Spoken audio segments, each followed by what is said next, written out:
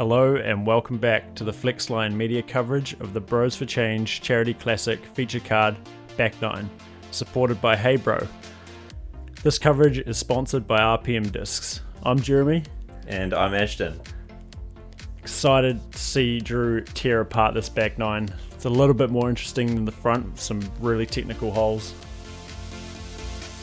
Yeah, so at the moment we've got Drew sitting in first place overall with a 6 under. We've got Magnus and Jai tied for first in the juniors at +2. Got Jay also on +2. He's sitting in 12th in MPO. Good to see him stepping up, jumping in that MPO as well. Yeah, a lot of players jumping up to MPO now. The fields are starting to get a bit bigger. It's really good to see. A bit more competition for everyone. Jumping right on into it. Alright, so hole 10 we have ourselves a 330 metre par 5. So you're really just looking to get as much distance as you can off the tee and not find yourself behind one of these hedges that can really put you in a bit of trouble if you don't have a full run up. There is some OB road all the way along to the right, so this wind can keep your disc straight as well and you can find yourself in a bit of trouble too. Not to mention the OB water hazard on the left as well. That is a disc gobbler, all that red stuff. Yep. On the left is that's actually water, is some reeds or something floating on the surface. Super raised basket as well, so if you do come up a little short, you're putting directly at that water. Yeah, and an insanely raised basket too, so man, the snap from Drew, I think the most impressive thing about watching him throw in person is just listening to that shotgun snap out of his hand. Yeah, for sure. It's a little bit different seeing it in person than on the coverage, eh? Jai, crush. Yep, finds the gap as well, who have a great spot for a second shot. Some real niggly bushes there on the left off the tee. You can have a really good tee shot, be right behind a little bush and just have nothing to open up for your next shot. Yeah, I find a lot of the time going a little bit shorter off the tee can be better on this hole because at my sort of max distance there's a couple of perfect hedges which are really hard to miss. Unlucky Magnus just pulling that one into the ground a little bit. Potentially an easy mistake of trying too hard. I know I'm guilty of it a lot. Step up to a big hole or a big tee shot, you try and muscle it the whole way and you just either shank it or drop it straight into the ground. Jay chucking this one on Annie, trying to ride that wind, but it looks like it might be a bit too stable. Hopefully he doesn't find a bush. Magnus has found another bush. That's unlucky. Can he cross back into the normal fairway? Nice shot there from Magnus. Yeah, it's smart golf. He's not looking to cut off too much distance and mess with the road. Just get himself back on track. Snap. Yep. And this looks like it might get a nice road skip as well. No, not quite. He'll be looking at the basket for his third shot there. Yeah, for most of us, this is at least 3 full power drives just to get down there. So you're really hoping for a good landing zone on every single shot.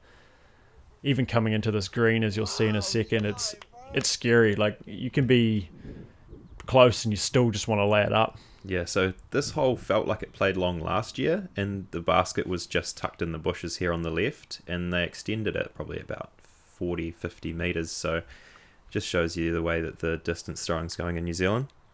Not to mention making it a death green with death behind it. Just death everywhere. Yeah, so it was the second hardest birdie in round 1. Shot there from Magnus. Nice hyzer. So Jay's got a blind approach to the basket now. He's got to swing it around these trees and try to check up softly. Looks like he's throwing a RPM Kiwi. Good disc for the shot. Right. Oh, what a call on the Kiwi. Right at the cameraman's feet. Yeah, so it's a tough green, this one. If you try and test the water, you can get in trouble, but if you leave it too safe, you have a long putt looking directly at it. So it's a really fine line. Jai's putting this one a bit closer. It looks like a great upshot. That is great. And from where Jai is, you're not really wanting to get it that close, maybe on top of the bank, but you're not wanting to let it go early or get it anywhere near the green. Just as close as possible to the top of that bank where that grass starts to get a bit longer. Yeah, you can use the long grass there for a bit of a backstop as well if you have a low skipper coming in. I should have thought about that in the tournament, but... Hindsight is a wonderful thing. So Drew throwing an absolute dime right under the basket. Yeah, he's just proven me wrong. No fear at all, just straight into C1. There's another cool little upshot there from Magnus. Jay looking right at the water. I'm assuming this is a layup. Nice layup with his Tukepuke there. It's a scary one to run with the absolute tower of a basket. Brave run out of Magnus, and he's not going swimming. Yeah. That's lucky. Nice soft run. Shout out to Gwen there in the background as well, spotting all weekend for the tournament. Yeah, not just for lead card either. He was running all over the show, helping everyone out. It was really awesome to see. Jay with a bit of a headwind putt here. Oof. Sneaks it in. Hanging on for bogey. Big man through the bushes. That just gives you a bit of a perspective on how tall this basket actually is. Jay's pretty tall, and his head's at the height of the rim, so it's a pretty scary green. He needed to make some bigger stairs for Magnus. Is he going to be able to reach his disc? Great putt from Magnus though, and Drew coming in to save the day. Yep. What a guy.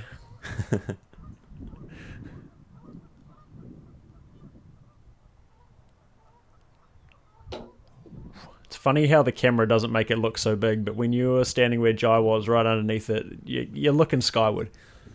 Yeah, got to throw the disc on such a steep angle into that wind. He probably got pushed down a bit with the tailwind. It's unlucky there.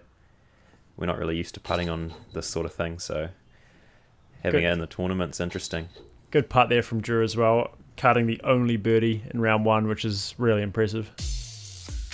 So moving on to hole 11, we've got a 70-metre par 3 island green. If you don't manage to make the green, you can see the drop zone there just on this side of the road, but most players in Open should be looking to just check up a overstable putter or something in there.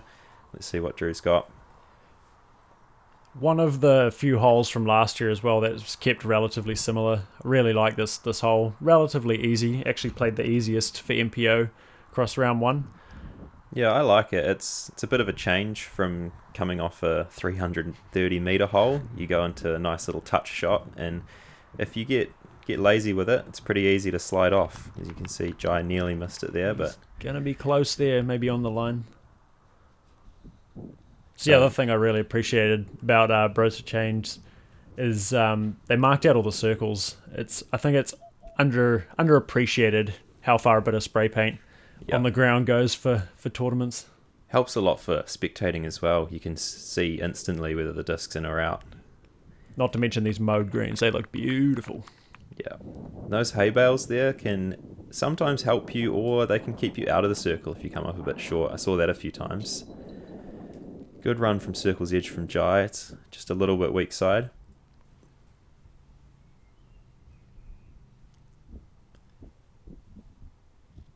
Oh, it's a bit low there from Magnus. Yeah, I think the wind might be coming into play on a few of these putts. You can see the flag ripping on top of the basket there. No worries for Drew though.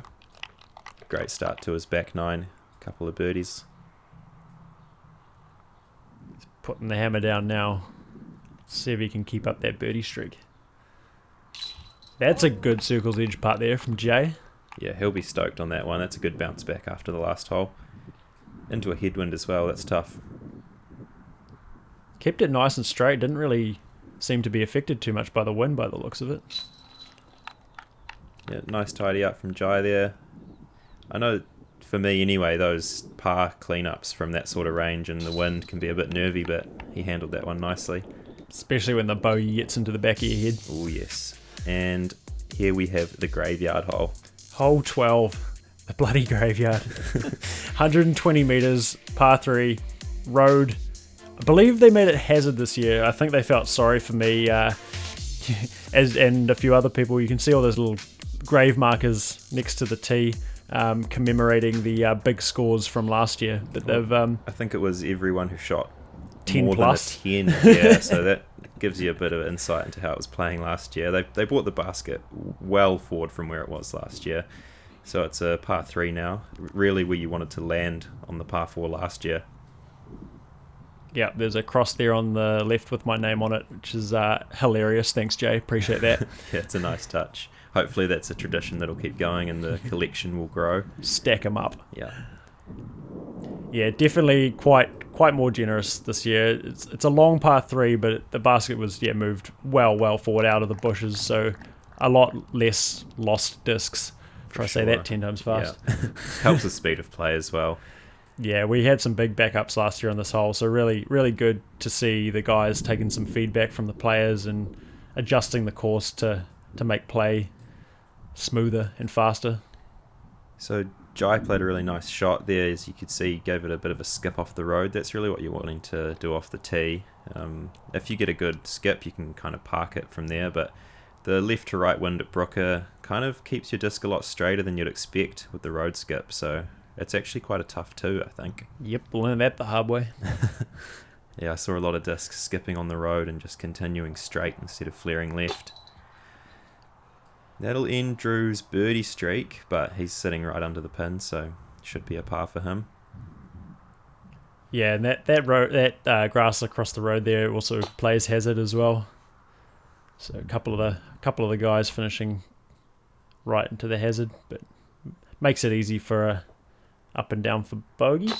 Yeah. Oh, or a double. Yeah, it's tough. It's quite a sheltered green. Sometimes I think when you're in a sheltered spot, you can be playing for the wind as well.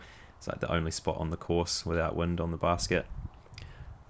Not the hardest hole of round 1, but almost coming in a full stroke over par. So maybe they could have left it as a par 4. I think it's a good hole. It's definitely a separator for sure. It's good to see birdies and bogeys pretty evenly distributed. In round 1, we had a total of 4 birdies on this hole. Maybe not evenly then. Coming in hole 13, par 3, 75 metres. Another one of those holes. It's a nice bit of a break after throwing a bomb for us anyway. Raised pyramid, which is also a nice addition, and OB road to the left. Yeah, if you thought the basket on 10 was high, try putting at this one into a headwind. At least there's stairs on this one, so Magnus can get his disc out. Yeah, it's interesting. Because of the base of the pyramid, you can't get it right up underneath, which is almost helpful because with a pin this high, if you're putting from too close, it can make the putt harder even. It also makes the layup kind of tricky because you're like, do you throw it to the base of the pyramid or do you try land it on top and then it could roll away and then roll on the road? It definitely didn't happen to me, but I opted maybe for someone just putting it towards the top step and hoping for the best on my layups, I think. Most players probably throwing a overstable approach disc or a mid-range on this hole. Trying to do exactly what Jay's done there. That's a shot, curling around the back, right up close. Again, those footpaths we talked about in the front 9 are safe. It's the vertical curb line that is marking the OB. Nice confident putt there. If that's missing, it's going circle 2. So good to see he put some pace on it to make sure it gets in there. Yeah, coming off the US tour, I'm sure Drew's had a lot of experience putting at those high baskets. It seems to be a bit of a common trend nowadays. No doubt Jai's running this one. Oh, it's unlucky. Confident. Yeah, good to see him running it. Jay's tall, and that's still well above him. Yeah, good to see him taking his time on that one. Right, Jive with the cleanup. Oh, now he's low. That's what this green can do to you. It's a real tough one. I saw a few big numbers on this hole, and you wouldn't expect it from a 75-metre hole, really. Tough double bogey there from Jai. He'll be frustrated with that one. Little Magnus. Good putt, though.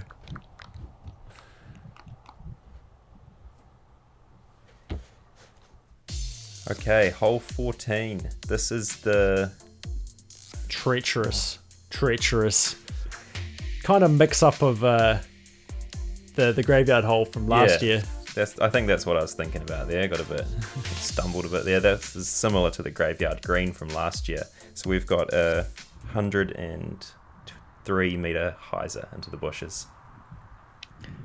I definitely think this hole played a little bit uphill as well. So I think one of the boys range found it on the weekend. It was actually a bit longer, somewhere in the 115 to 120 range. I could definitely believe that. And the wind on the day wasn't helping for distance either. You're really throwing a hyzer into A straight left headwind. to right headwind. Yeah. And that headwind's affecting Jay a little bit there, turning it over. Ace run, Drew reckons. Well, Magnus just looking across the road here, it looks like. It's a smart play if you haven't got the full distance, because the real only landing zone in this hole is smaller than circle 1. So if you're going over the top, it's pretty likely you're going to be in the bushes. That's a rip out of Jai. A little bit far to the right, but...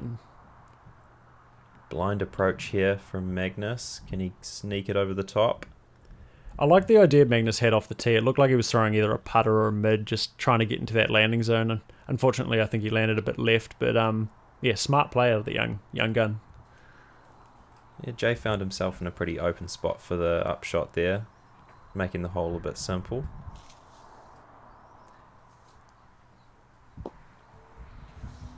That spot that Jai's in looks familiar.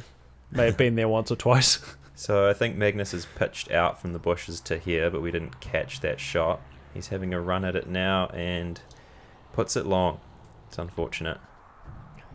Just to clear up any confusion as well, there's flags that mark out circle 1. They're not OB flags, they're just letting you know where the edge of the circle is through all the rough. Oh, it's a nice par from Jai. This is a great hole to get a par on. I think it was playing pretty tough on the weekend. You could find yourself in some pretty thick bushes around every side of the green. Yeah, another hole playing a full stroke over par. This one playing 4.06. That is pretty hefty. Those bushes are catching a lot of our players out. Drew, one of the few players to put it this close and even long of the basket in one. Lovely birdie. And he is also the only player in round 1 to catch a birdie on this hole, so well done, Drew. Yeah, keeping his hot back 9 going.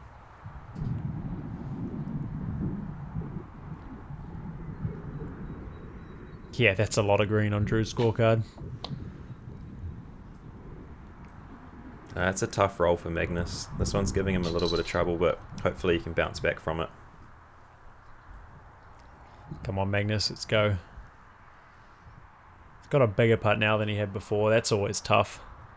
Steps up and delivers, though. Yeah, it's not what you want to see on the scorecard, but that was a great putt in this situation.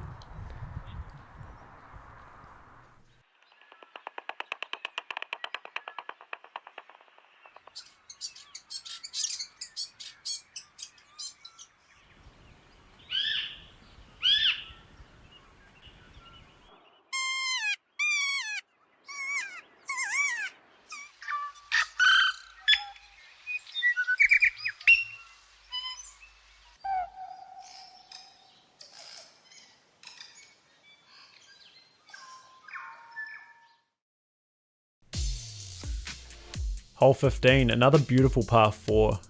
Really favours the placement shot.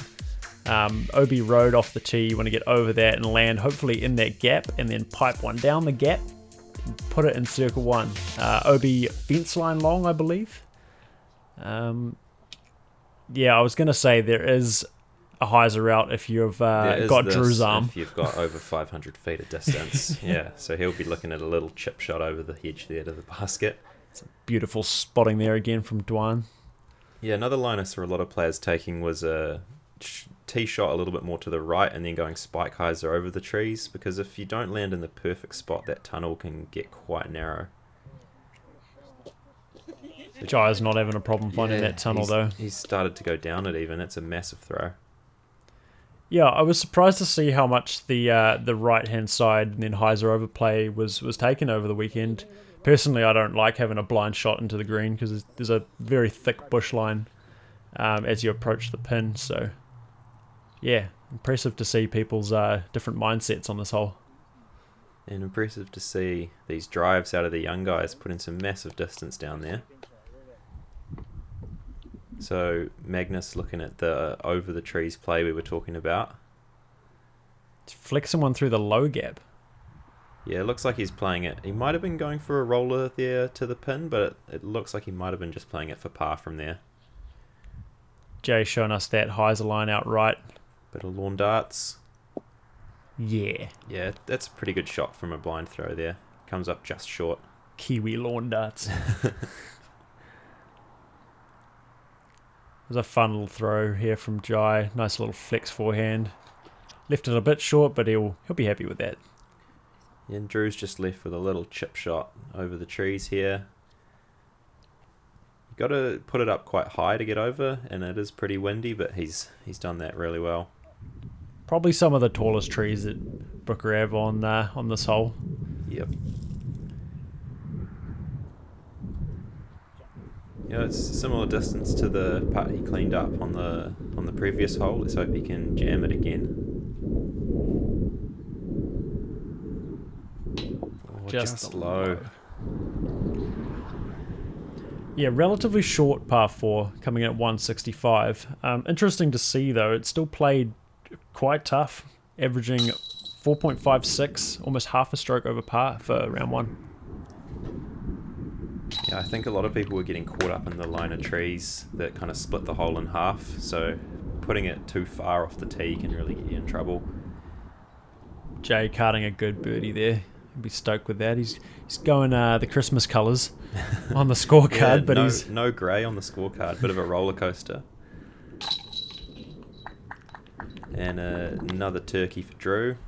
No Christmas colours from Drew, just all green with a smidge of grey.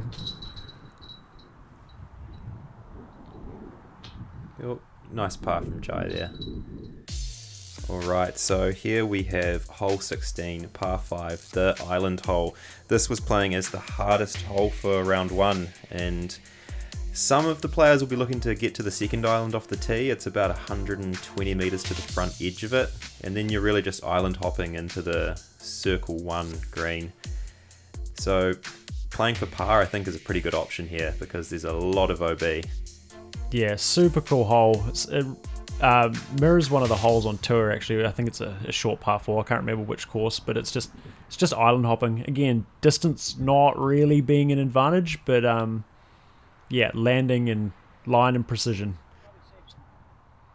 Yeah, it gives me kind of USDGC vibes with all the marked OB lines in the open field. That's the one. Definitely the ability to skip the islands if you have that 120 meters of power plus.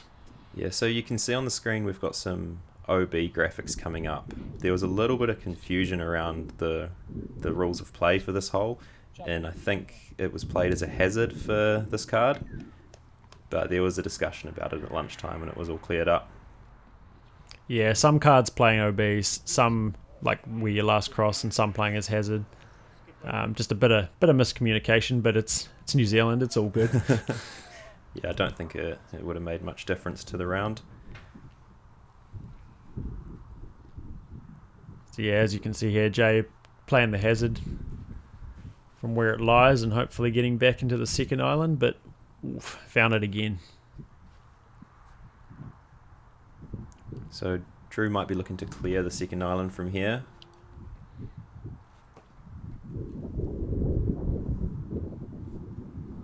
And can he swing it back in? Yeah, that's a great shot. So he's skipped the second island there. He'll be looking at a par still, I believe. Still taking the stroke for the hazard. Yeah, not mattering much either way, whether you play at OB or hazard, you still get penalised. Oh, OB and a bush in the face. Might not have been this tricky if he was playing from the OB line though, because I don't think he would have had a bush right in front of him, but ruled by the card, I guess. Yeah, this hole, man, showed its teeth over the whole weekend. Just so much OB or hazard, whatever way you want to look at it. Just, it really did favour the layup, island hopping style, course. just going for par. Yep. How did you play it in the weekend? Oh, a couple of different ways. All of them went badly though. It's kind of disappointing thinking you're playing smart golf, going for the layup par and taking a 7, which I managed to do a couple of times. So ended up in the end just going full bore and trying to get its island skipping going on, but kind of turned out the same. So, you know, I think in a calm day the hole would have played actually quite easily because most of the field has a 90-meter stock hyzer in them. So the headwind shot into the circle 1 green was really tough on the day. I think the forehand was probably the best option. Yeah, shout out to Bros for Change as well. They decided to make a circle 1 island and then put up a fort in front of it. Yeah, thanks, boys. Yeah, no, definitely got caught up in that one. Drew having no problem with the fort landing probably 5 or 6 meters. It's interesting to see the first couple coming in on backhand. Might not have been as windy as it was when I was there, but the backhands were just getting lifted and thrown to the left. Yeah, if you're going backhand, you had to go super, super wide and let it swing in. That is a good backhand there from Jay, speaking Just shows you how impressive these shots are, to be honest. Is that wide enough? Is it going in? Oh, what a run. Nearly. I like those Huck Lab dies Magnus is throwing. They look really good. Oh, what a putt. Awesome putt from Jai there. That's a pretty good bogey. Another well-deserved replay there. That's a great bogey save on this hole. Yeah, I mean, with the hole playing that much over par, it's not losing strokes to the field, so he can be happy with that. I've got 7.58 over par for round 1 here. Holy smokes. Playing 2.58 over par for the whole field. And drew cards a par. That's how you get strokes. I don't think I've ever seen a par 6 in disc golf, but this definitely takes the cake for a par 6 if there was one. Yeah. It'd still be playing over par by a lot. See, even Drew, he's carding the par. Yep. This big number there. Unlucky. Yeah, it's unfortunate, but that's happening to a lot of players on this hole, so just got to move on and keep the round going. This might be dubbed the new graveyard, who knows? Potentially. Alright, so hole 17, 120 metres, and it's pretty wide open compared to the rest of the course. You don't have much to deal with in terms of obstacles. Little tree on the right in the hyzer line, but it's a big right to left wind, so you can really swing one out wide. This is just your classic Brooker big drive into the prevailing wind on hyzer. If you're a righty. Sorry, Cam. Unlucky. Yeah, there's that wind showing, lifting Drew's disc and pushing it left a bit. Let's see if Jai got a read from that. Jai plays a lot of Brooker, so hopefully you'll get that wind right. It's a crush. Yeah, it looks like he's nailed it. Has he got the line right? Oh, Ooh, how yes. good. Yeah, I'm glad we get a replay for that one. That's exactly how you want to do it. He's flipped up to flat there. Nice ride on the wind, and then it's pushed it back right at the last minute. Man, he's getting greedy on those replays. I think he's actually got more than Drew. Shot Jai.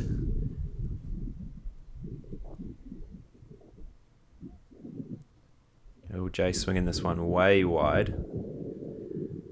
Will it have the legs to get back? Not quite. Still wide open for a simple upshot though. Perhaps a bit of nose up there from Jay, just stalling out a little bit. Yeah, this isn't good looking rip from Magnus as well. He's got it up to flat, similar to Jai's, but just a bit lower. And he's come up in a similar spot to Jay. So should be pars there for the boys. Let's see what they can do.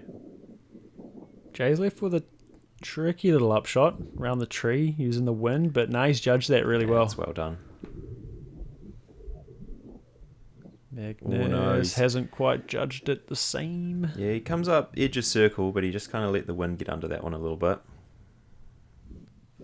Stepper. I think so. Oh, it looks smooth. It looked good, just a little low. Yeah, it's good to see him running them so confidently though. Lots of power. For birdie. No, for par, sorry. My bad. Did we miss a shot there? We must have. Just expected Drew Gibson things, Yeah. We're just used to seeing him parked, I guess. Oh, nice tidy up for Jay. And there's a bit of grey on his scorecard. That's a new thing for him for this back nine. Jai with a casual tap in. Hole 18, monster par 5. This was originally a little bit shorter, but they were like, hey, Drew Gibson's here, let's push it back even further. Basically hopefully three, probably more like 4 or 5 big crushes. OB Road with the pin quite close to the OB again, seems to be a little theme for some of the par 5s here. There is also an OB out left, a little cul-de-sac area, so you don't want to stall one too high and fade out left too early, but it is quite far left. Yeah, so all the locals will pretty much be playing normal Brooker hole 5, just trying to land somewhere near this basket. Give yourself a good look. Yeah, the normal hole, 5, is 135 metres to that basket covered with the rubbish sack, just for reference, because this is about to go way past it. That's well past it. What's that, you reckon, Germ? That's about more than 150, I'd say. Yeah, it's more than 150 for sure.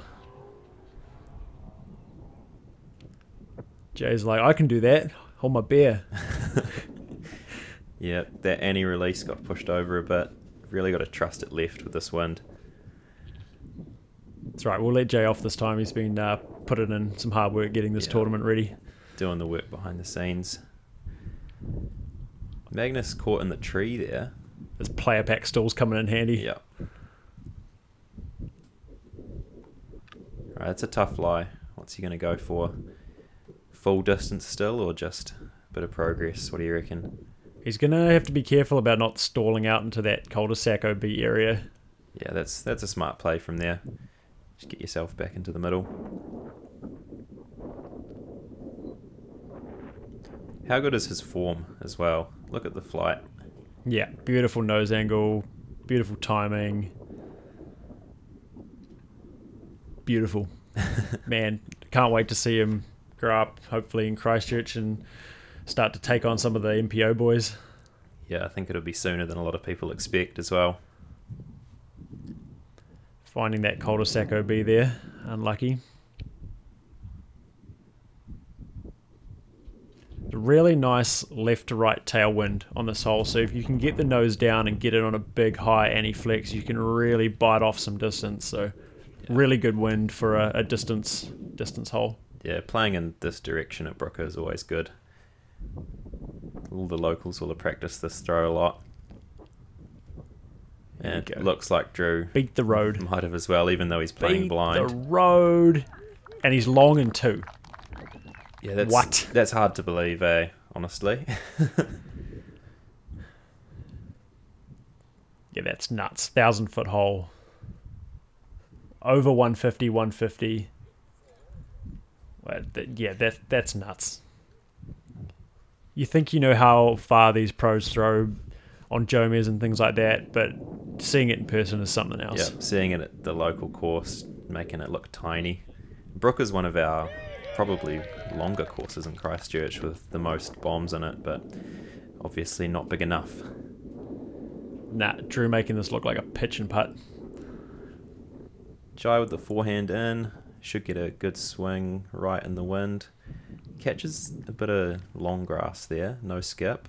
I think he just opted for the safe play, making it over the road. Yep. Hit it. Oh, it's a great shot. It's another basket really close to the road. As you can see there, Drew opting for the layup. He's happy with his round, as he should be. Why not? No risk. No point risking the par or the bogey. Just easy layup for birdie. Why not? Yeah, why not just take your 12th birdie? Yeah, for his 12 down for the round as well. What a heater on this course. When you see scores like Magnus on 17, Jai on 5, Jay on 6, and Drew to come up, step up and put down a neg 12. It's cool to see him laying up a shot like that as well. Like, just the mentality, like he's happy with his round. He doesn't need to push it any further. And these guys could maybe take something from that. A few 3-putts happening, but yeah, that wind really starting to pick up now, which is making this open green putt really tough. Ouch. Another miss there from Magnus. Jai's not laying this up though. Nope. Unlucky.